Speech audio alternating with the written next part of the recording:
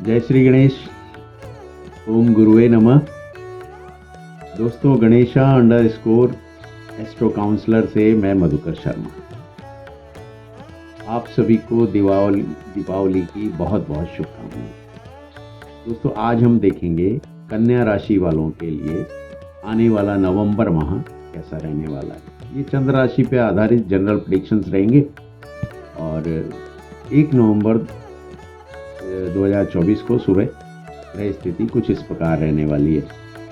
केतुदेव आपकी जो कन्या राशि है उसके अंदर लगन में ही गोचर कर रहे हैं।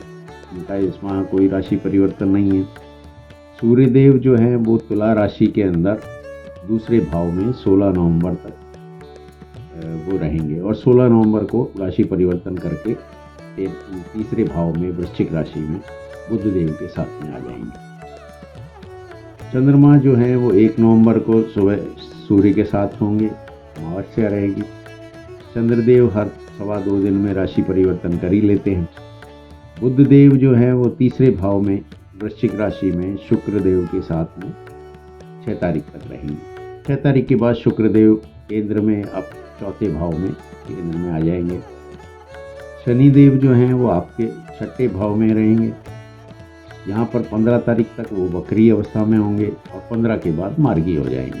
बाकी इनका वैसे कोई राशि परिवर्तन नहीं है, मार्गी हो जाएंगे वो। और राहुदेव 7वें भाव में मीन राशि में गोचर कर रहे हैं, गुरु की राशि में है, केंद्र में है। गुरुदेव आपके जो है वो 9वें भाव में वृषभ राशि में गोचर कर रहे हैं, जो कि चौथे भाव और 7वें भाव के स्वामी होकर के भाग्य भाव में बैठे हैं। मंगल देव कर्क राशि में 11वें भाव में यानी लाभ भाव में गोचर कर रहे हैं। कर्क राशि उनकी नीच राशि भी है। दोस्तों, कन्या राशि के स्वामी बुध देव हैं, जो कि लग्नेश होकर के तीसरे भाव पराक्रम भाव में बैठे हैं। वहाँ से वो भाग्य भाव पे भी दृष्टि डाल रहे हैं। अब बुध देव आपके लगन के स्वामी होने के साथ साथ 10वें भाव कार्य भाव के भी स्वामी। तो ये अब आपको जो है व्यापार में, छोटी यात्राओं में, वाणी में, कम्युनिकेशन इत्यादि के कामों में ये आपके लिए अच्छे रहने वाले हैं। 6 नवंबर तक ये शुक्रदेव के साथ में आपके तीसरे भाव में रहेंगे और लक्ष्मी नारायण योग में होंगे। और 6 नवंबर से 7 नवंबर के बाद से शुक्र जो है चौथे भाव में चले जाएंगे, केंद्र में चले जाएंगे। और उसके बाद में जो है 16 नवंबर को सूर्यदेव भी तीसरे भाव में बुधदेव के साथ आ जाएंगे। तीसरे भाव पे गुरु की दृष्टि भी रहेगी। तो मीडिया है, मीडिया से रिलेटेड लोग बाग हैं या राइटिंग से रिलेटेड है, अकाउंटेंसी, क्रिएटिविटी के हैं, तो ये सब जो छोटी यात्राएं वगैरह हैं और छोटी यात्राओं का काम से जो कोई फ़ायदा, तो इसमें आपको फ़ायदा नज़र आ रहा है कि ये काम करने वालों के लिए तो अच्छा रहेगा। 26 तारीख को बुधदेव वक्री होंगे, तो तब भी अच्छा ही फल देने वाले हैं वहाँ पे। अब शुक्रदेव जो है वो आपके दूसरे भाव, धन भाव के और भाग्य भाव के स्वामी होके 6 तारीख तक तीसरे भाव पराक्रम भाव में बुधदेव के साथ में होंगे। और फिर 7 तारीख से जो है चौथे भाव में, सुख भाव में, माता के भाव में आ जाएंगे। यहाँ आकर के आपके सुखों को, भौतिक सुखों को बढ़ाने का काम करेंगे। यदि आप कोई वाहन खरीदना चाहते हैं या कोई भूमि भवन से रिलेटेड क्षेत्र में काम कर रहे हैं, तो यहाँ पे शुक्र जो है आपको अच्छा लाभ दिलाने का काम करेंगे। शुक्र जो है गुरु के घर में और गुरु जो है शुक्र के घर में, ये परिवर्तन योग है। तो अच्छे भाव में जब परिवर्तन योग होता है तो अच्छे ही परिणाम दिलाने का कार्य करता है। अब 6 नवंबर को ये पराक्रम भाव में बैठे हुए हैं 6 नवंबर तक। तो गुरु की दृष्टि भी तीसरे भाव पर है और शुक्र की दृष्टि अपने ही घर यानी 9वें भाव पर पड़ रही है। तो भाग्य का आपको अच्छा साथ मिले, छोटे भाई बहनों का भी अच्छा साथ मिलेगा, छोटी यात्राएं हों और उनसे लाभ वगैरह हो, उससे भी आपको फ़ायदा रहेगा। तो जब ये 6 नवंबर को चौथे भाव में, केंद्र भाव में आ जाएंगे, तो आपके सुख को बढ़ाएंगे और म्यूज़िक, कला आदि के कामों में और कोई इत्र का काम कर रहे हैं, कोई कॉस्मेटिक्स का है, होटल इंडस्ट्री वगैरह का है, तो इस तरह के कामों वालों को भी काफ़ी फायदा मिलने का होता है। अब शुक्र क्या है कि चौथे भाव में आकर के और अपने सामने कार्य भाव पे भी दृष्टि डालने वाले हैं, तो यानी कार्य से आपको अर्निंग हो, कार्य से फायदा मिले, कार्य से पैसा मिलेगा, तो वो भी आपको काम कराने का काम करेगा। अब केतु देव क्या है, कन्या लगन में बैठे हैं। अब वैसे तो केतु क्या होता है कि थोड़ा डिटैचमेंट का कार्य करते हैं, थोड़ा लगन में रह के थोड़ा कन्फ्यूज़न आदि का भी काम हो जाता है, और थोड़ा कामों को पूरा करने में कुछ दिक्कतें आती हैं। पर यहाँ पे क्या है कि कन्या राशि में बुध की राशि में बैठे हैं, और बुध की पोजीशन भी अच्छी रहने वाली है। अब चूँकि ये छाया ग्रह हैं और जिस राशि में बैठे हैं उसके भी क्वालिटीज़ वगैरह एक्वायर हो जाती है, तो जब बुध अच्छे भाव में बैठे हैं तो आपको ये अच्छा ही फल देने का कार्य करेंगे। और केतु ये देव यदि आपकी जन्म कुंडली के अंदर अच्छे हैं तो आपकी ध्वजा फहराने का भी काम में आ सकते हैं, यानी कि आपका मान सम्मान बढ़ा सकते हैं, आपकी अथॉरिटी वगैरह बढ़ा सकते हैं। तो ये इस तरह का आपको फायदा रहेगा। देवगुरु बृहस्पति नमन है। गुरुदेव यहाँ पे आपके 2 केंद्र भावों के स्वामी होकर के और त्रिकोण भाव में, भाग्य भाव में बैठे, तो सुख भाव के और साथ ही आपके स्पाउस भाव के जो हैं वो स्वामी होकर के और भाग्य भाव में, त्रिकोण भाव में बैठे। तो केंद्र त्रिकोण का योग, साथ ही जो है शुक्र के साथ में परिवर्तन योग, तो 2 बहुत अच्छे योग गुरुदेव यहाँ पे से बना रहे हैं। साथ ही सबसे बड़ी बात ये भी है कि वो वक्री अवस्था में है, तो इनके फल देने की क्षमता भी बढ़ी हुई है। और चौथे भाव के स्वामी होने के कारण इस समय यदि आप कोई जिसे बोलते हैं कि वाहन लेना चाहते हैं या भूमि या कोई भवन वगैरह आप लेना चाहते हैं, तो उसके लिए ये चौथे भाव में ये स्वामी होने के कारण ये भी ये आपको अच्छा फल देंगे। ये शुक्र के साथ परिवर्तन योग में भी है। तो इसके अलावा जो है सप्तम भाव के स्वामी भी अच्छी पोजीशन में हो गए, एक तरह से भाग्य भाव में बैठे। तो साथ ही साथ इस समय जो विवाह के लिए जो लोग इच्छुक हैं, इस तरह के लोग, तो उनके विवाह कराने के लिए, उनके विवाह के लिए व्यवस्थाएं बनाने के लिए भी सहायक होंगे। और गुरुदेव की पंचम दृष्टि जो है वो आपकी लगन पे होगी, तो आपके स्वयं के व्यक्तित्व को अच्छा करने के लिए में भी सहायक होंगे। साथ ही आपका स्वास्थ्य ठीक रहे, और इसके अलावा आपके ज्ञान को, आपकी नॉलेज वगैरह में भी बढ़ाने का काम करेंगे। और सप्तम दृष्टि इनकी तीसरे भाव पे होगी, जहाँ पर कि मतलब बुध और सूर्य भी होंगे। तो ये आपके छोटे भाई बहनों से अच्छे रिलेशंस रहें, आपके पराक्रम में वृद्धि रहे, तो इस प्रकार जो है।